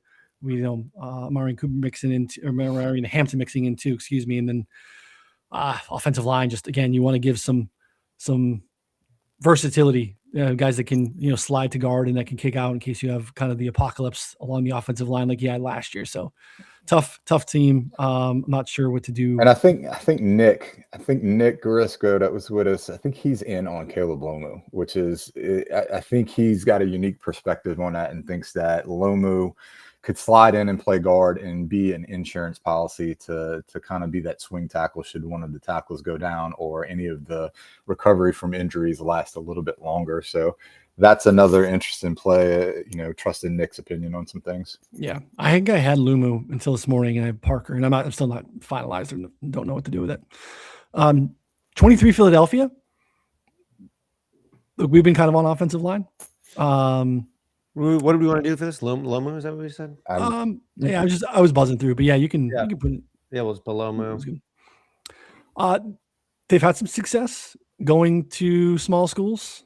I've actually had some success going to Toledo recently with Quinyon Mitchell. They have a pretty gaping hole with Reed Blankenship signing in the offseason with Houston. You look at their depth chart at safety. They have second year safety Drew Makuba. He got injured late last season, so it was a problem for them late in the year. It's not a good safety room, so I would not be surprised. Again, they've Quinyon Mitchell was teammates here with Emmanuel McNeil-Warren is a good fit. Would obviously be a solid reference there if they were thinking about it. They're obviously not afraid to do it. So push back again, just trying to look at finding ways to be a little bit different, fight against the chalk, and have something that actually makes sense. Emmanuel McNeil-Warren checks that box to Philadelphia. And that's, I think, what I'm going to have in my mock. I don't mind that at all. Let's do it. I mean, that sounds fun. It's like, again, I think are you on Yeah. Are you on offensive line there, Scott? Yeah, I've been on offensive line, and I'm fighting myself because of a little bit of bias. That's who I've had is the big right tackle out of Arizona State. And then I think Peter Schrager had him there this morning as well. So I'm trying to fight the confirmation bias and really think through the process. I don't have it finalized. I think there is some outs, whether it be Blake Miller or a wide receiver as well.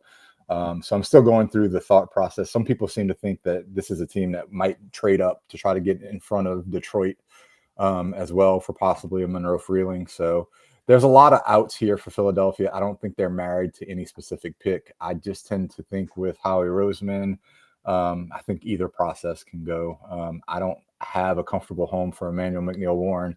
He's one of the players that I've kind of been teetering. If I don't put him with the Bears, does he even make it in my first round? Right. You have some teams that are in on him. Cleveland's a team that I think is sneaky for him to be in play here at 24. But outside of these 3 picks, 23, 24, and 25, if he doesn't go there, he might not be in the first round. Completely agree. Yeah, that's a struggle there too. You mentioned Emmanuel McNeil-Warren as an option for the Browns. The thought's been basically the whole time at offensive line receiver. How are we processing the receiver options that are on the board here still for Cleveland at 24 with Casey Concepcion, Denzel Boston? Do we think that's still a spot, Connor? What are you doing here with 24? I kind of think Denzel Boston's interesting for them. I don't know. Maybe it's like just given everything that they like, youth, athleticism, a little raw. I mean, they need a ton of help at wide out to support one of their 4 quarterbacks. So I think it makes a lot of sense. Yeah, my thought process has been on Denzel Boston as well. I think the 2 players that you're considering is Denzel Boston versus Casey Concepcion. I think Casey Concepcion has a few more outs ahead of the Browns. So I tend to lean a little bit more into this being Denzel Boston. I think that Carolina is out for Casey Concepcion. I think there's some other teams that may be willing to even move up a little bit and get Casey Concepcion. So I think Denzel Boston is a safer pick as far as the outcome. It's tricky. Also, another guy that could fall out of the first round, Casey Concepcion, depending on the reporting that you hear or believe. And probably a reason he had to write that letter, probably a reason he's been on, 15 visits to try to. I forget whether it was Breer or Zerline, but one of them said, forget about it. Like, forget about what you're hearing about him, you know, the issues. And I tend to think that that's probably it. And look, if people value his skill set, then I think that this small attitude issue, like, is nothing. I mean, we've seen players get second chances after killing people. So I don't think a little attitude adjustment is going to be that big of a deal. And especially when you have wide receivers, look, they get a little extra leash for being divas. So supposed to be, yeah.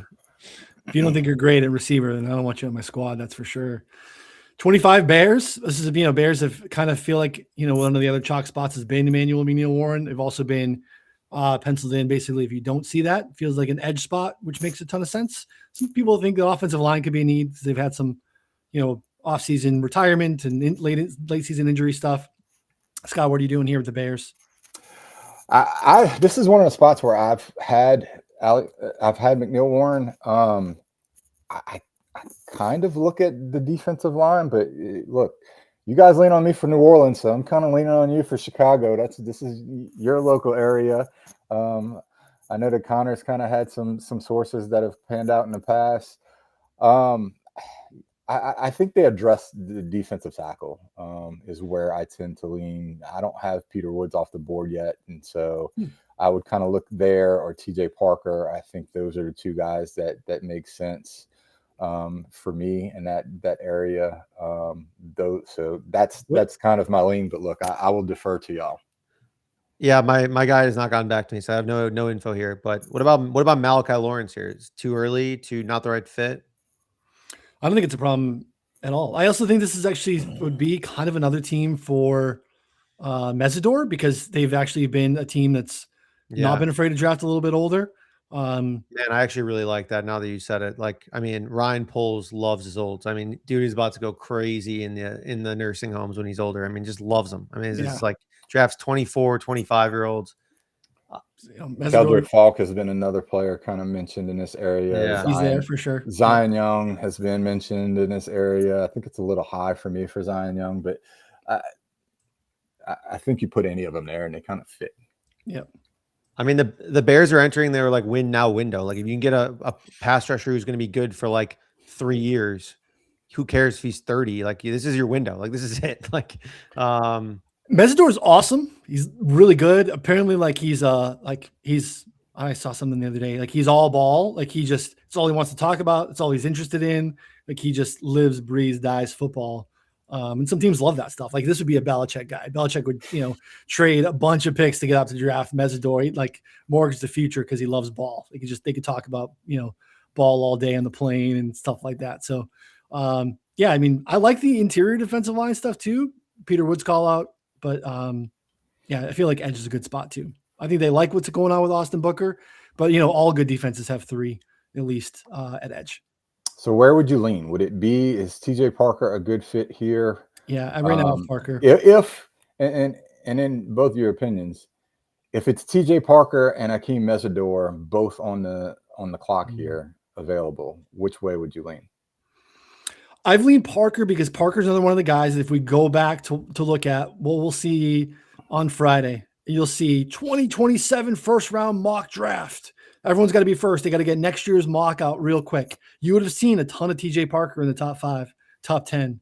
And if I kind of thinking about like some teams really hold on to some of these, like, where has this guy been in the process for the last X amount of years, right? Maybe he had a bad film, like Peter Woods is a great example. Peter Woods, like, you wouldn't have seen a 2026 mock draft on late last year that wouldn't have had Peter Woods in the top 10.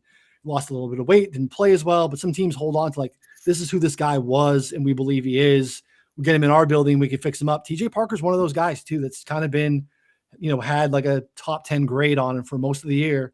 It's kind of slipped through the process. So a team like that where, the Bears, I think, can hold on to that stuff too. So that's kind of why I'm on Parker, but I think Mesador makes sense too. Let's go Parker here because I think that makes sense. Emmanuel McNeil Warren is a guy that I've been mixing up, considering putting there. Probably going to have Emmanuel McNeil Warren not in my first round, but we'll see. Kind of going to give you the floor in the Bills first because I think Scott and I might be aligned on what we're doing here. Can we bring you over to the dark side? Are you guys doing? Do you want Malachi Lawrence or Basantis? I think are 2 guys we haven't picked yet, right? This is You don't like either of them? Who do you guys like? Nope. So look, I have been brought over to the dark side. I think the Bills are on. I think the Bills Rodriguez. Oh yes. I think the Bills are wholeheartedly in on moving down. I think they want to move down out of this first round. This could be a spot where you see Arizona move back in, or maybe a team that has some tackle concerns that they want to get in if a Blake Miller or somebody like that is here. Or I think that this is the spot for Jacob Rodriguez. I have been the knower of ball, and IDP guru has won me over. And I think they have multiple outs. I think if they move down and they have a similar grade on both Jacob Rodriguez and even CJ Allen, I think moving out of the first round makes a lot of sense. Get a little bit more draft capital and then move down. But look, I like the fit. Like after Noonan won me over, I started doing research, started going to watch some film and my casual film breakdowns, and I just look. He's good. He's Matt Milano before Matt Milano was Matt Milano. I mean, I just think he's a far more advanced version of that at this rookie stage. I just like the fit. I think they need it badly. And whether it's Rodriguez here or they trade back and get him at the top of the second round, it fits like a glove to me. So I was won over. I will let Noonan go ahead and take the floor and finish off the argument. They have massive holes at the position. And this is also a team that like can afford to draft an off-ball linebacker and plug and play at 26 because it's a gaping hole in their team. And yeah, we know that the Bills have holes elsewhere on the roster, but they are an AFC contender right away. And they could not stop the run last year. And I don't think a lot of it was defensive line. They had really, really, really poor linebacker play. And Jacob Rodriguez, again, former quarterback, he went to Virginia. He went to a big-time school to play quarterback and then transitioned to linebacker. You see that on the film. This is just a guy whose ability to process pre and immediately after the snap jumps off the page. Just the stats are kind of wild. He's a really, really fun prospect. If he does not go early first, he'll go very early second. We're able to pick off like 5-1 plus 550 to go first round. It's like plus 250 now. So we've beat that up a little bit, but I think it's a fun speculation. I really genuinely think that he's in play at 20 for Dallas. If Dallas goes edge first, I think Connor's pick of like Chris Johnson makes sense too, but I think Jacob Rodriguez, again, for another team in Dallas who needs off-ball linebacker as well. I think, Rodriguez has multiple outs there too. Terrell Bernard, Dorian Williams, and Joe Andreessen. I mean, he Jacob immediately Rodriguez. moves in, calls the defense, and I think he's ready to play now and ready to call defenses now. And we will bet him on Monday for Defensive Rookie of the Year. And we have our Carson Schlesinger 2.0 ready to print for us. Yeah. So, all right, Connor, we just got to bring you back over to the dark side. It's gonna be the right side. So you just I'm glad you guys are done. I know that was had to give you the floor. But now that we're back to like off the IDP streets. Well, we actually might be going back to that. Well, no, I think Niners are pick an offensive player. I think it'll be wide receiver or offensive line. You think defense, Scott? I think this is Malachi Lawrence. I think. Ooh, okay. I think whenever you start, I think they would look at tackle. I think Loma's the other player that I consider here, but with Malachi Lawrence on the board, I think them needing another edge rusher, I think he fits within with that defense and what they want to do. I think you would have a little bit of Casey Concepcion consideration here as well, but I like the fit of Malachi Lawrence to the 49ers. I think Daniel Jeremiah also was in on that being a good fit. And I think that this isn't necessarily like his ceiling. I think he could go 20 to Dallas. So I at this point in the draft, you start to find fits and you get players that you want in the first round. And Malachi Lawrence is a player that I'm going to have in the first round. And this is where he fits on my board.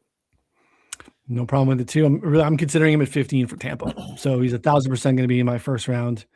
That's Tampa's an out. Dallas is an out. The Chargers are out. There's lots of different ways to go about it. Houston's interesting. Offensive line feels like it's been a popular mock spot. I think interior defensive line makes way more sense. I'm not sure if you're there too, Scott, and whether that's Woods or Caden McDonald. Those things make significantly more sense when you look at the roster. But I'm not sure what to do with Houston. It also feels like a trade down spot possibly too. If this again could be, where the Cardinals or someone jumps up for Ty Simpson or something. Yeah, I think this could be a trade down spot as well. I could definitely see Houston moving down. Their roster is pretty solid across the board. When I did the ETR podcast, Evan Silva, I think, picked for Houston. His source said that Peter Woods was definitely a consideration. When he asked for one name, that was the name that fits with the defensive interior that we're talking about right now. I have heard some rumblings that they like Casey Concepcion and would consider him here, which was something that I hadn't previously seen. So I think those are kind of the outs. Chase Basanis and Emmanuel Pregnon would be interior offensive linemen that could also help. So I am good with any of those guys. I tend to think with Peter Woods being a fit, I think that defense has what it takes upon the coaching staff and upon like the veteran players that are already there to bring Peter Woods up to the level that they're playing at and kind of bring that defense to another level. I think they're already the best defense in the league. And I think you have coaches that when they see a player that is up and down but have the traits that Peter Woods is said to have, I think they think that they can get the most out of it. And also, I keep going back to some of the reports that the Bengals were considering taking Peter Woods at 10 if they didn't go ahead and make the trade for Dexter Lawrence. So if some team like the Bengals is considering him at 10, getting him here at 28 seems like a steal. Yeah, he might be in play for me at the Vikings instead of Thieneman. I don't know if that makes sense, but I'm looking for other non-Thieneman options. For sure. I'm committed to not picking him. I just need to figure out who makes sense. If not, I think he makes a ton of sense at 28. I know Silva has very good Houston plugs, so I take that seriously. Yeah, we got that via text a couple weeks ago, and that tracks too. Woods, again, we talked offline. Woods played at a significantly lower weight than he had the previous year. You hear people tell you that the 24 tape's significantly better than 25. I think they were asking him to shed some weight to be more of a, collapse the pocket pass rush guy, and he just didn't have the juice for it. So there's a reason why I think the tape looked as bad as it did.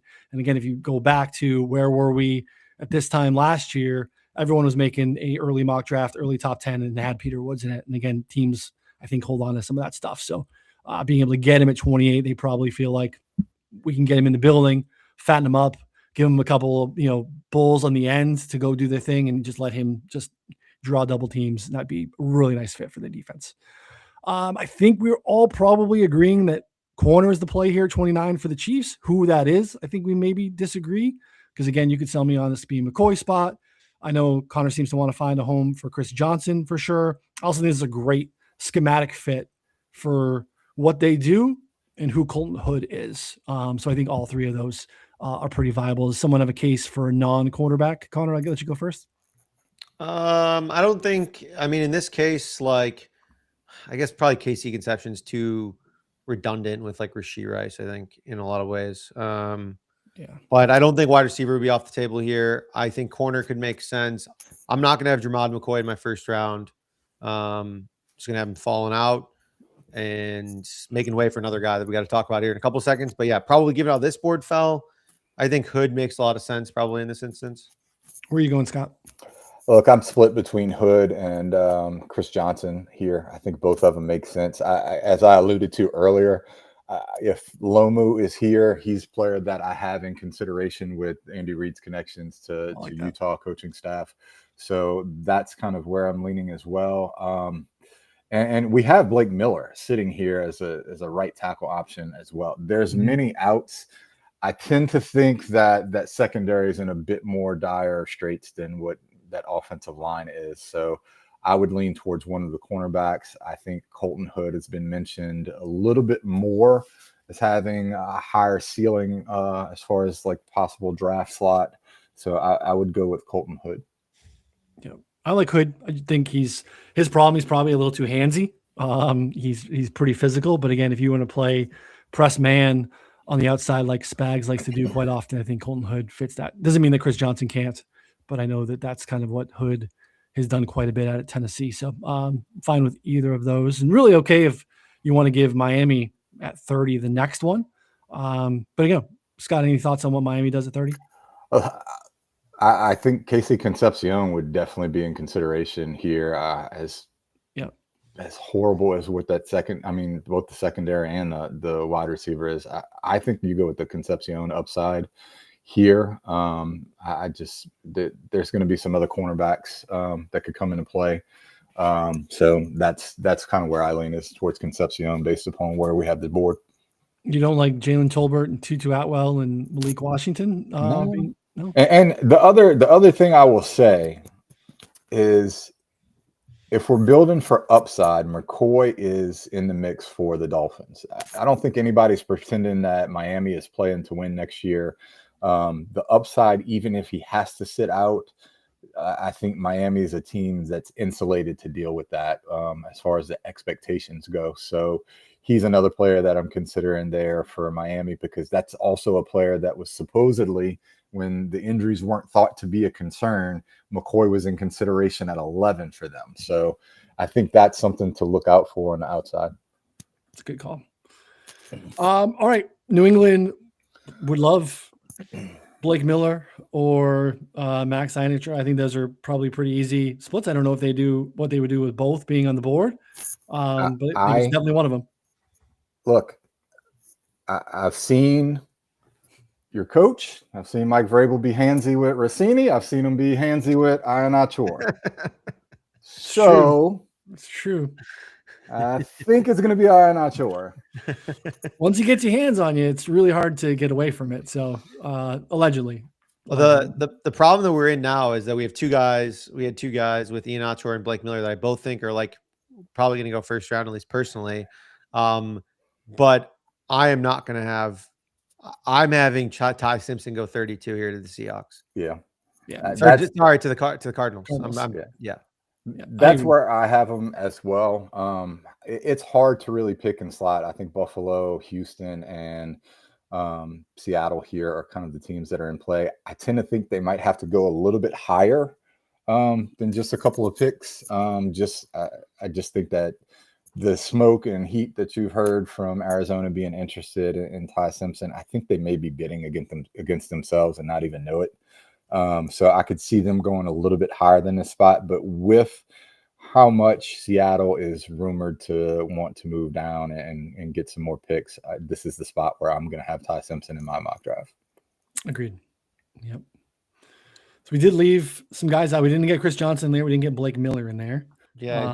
It's tricky. It's a tough. So for me, what I will say Something, is I think Emmanuel McNeil-Warren is my player that will be out on my board. McCoy is another player that I am considering there at Miami. And if it's not Miami, he may be out of the first round for me as well. And then looking at the board, one other player, it's hard for me to see. Right. Sorry, I'll put it back here. I mean, are you gonna? These are the guys that are left. Yeah. Look, Blake Miller's a guy that I have to kind of figure out and dig in a little bit over the next couple hours, because the thought process is that he's in play for Detroit even and up in that 20 to 22 range. So yeah, I think when it's said and done, he'll be in my first round. I have Blake Miller going to New England, but I have Ian Etcher coming off a little bit earlier. But yeah, it's like I want Chris Johnson in. I don't have him in yet. Like, I don't know. Just leave Kenyan Sadiq out of the first round. The Peter Woods thing is complicated things. I didn't have him a couple weeks ago, and now he feels pretty solidified in. Yeah, I don't know. I think this is like I think that I'm probably going to leave out your guy Jacob Rodriguez, which makes room for one of the other offensive linemen, but maybe I'll put him there just for solidarity. I think that's you want to go GPP style. Yeah, we're gonna be only three guys. I don't know. I think we got Amico. Maybe I don't know. We got some other Jacob Rodriguez truthers out there in the space. So, but there will not be a lot of that on the Huddle Report come Thursday night when we turn the cards over here. The big issue with Huddle Report is that even if Buffalo moves down and takes them in the second round, we get no points. No, I know the grading is pretty archaic, but thanks for continuing to invite us. Amazing. Yeah. All right. Perfect. We did it. We actually made it through the whole draft. We made it under 2 hours, which I didn't think we'd be able to do all those things. Again, appreciate everyone hanging out with us as always. Again, if you like the show, first of all, subscribe, smash the like and subscribe here for Pat and company. Lots of great stuff continuing on. Watch their live draft show. Again, watch the draft cover, mute it, and then, get a sense of, Tim sweating the Jets twice. You got Feinberg, who's adamant that they're going defensive end for the Chargers. They're 22. So, watch that show. And if you like what we do, Move the Line is the podcast. 4 live on the. You want to get a subscription and get all the stuff that we put out. Like, Scott's really awesome at the draft. You know what Scott's also awesome at? Printing money in MMA. She's part of our betting team here at 4for4. So 4for4.com/Mayo, and you get a discount for our betting subscription. Get all of the stuff that we do on the NFL side and get all of Scott's MMA stuff. Well, and then, Sharp Stack, lots of others. We got a B guy, printing in NBA, whatever you want to do. Check that out. More information there in the show notes. Make sure you, again, come back for their live show on Thursday. So for Scott and Connor, I'm Ryan. We'll see y'all next time. Thanks, everybody.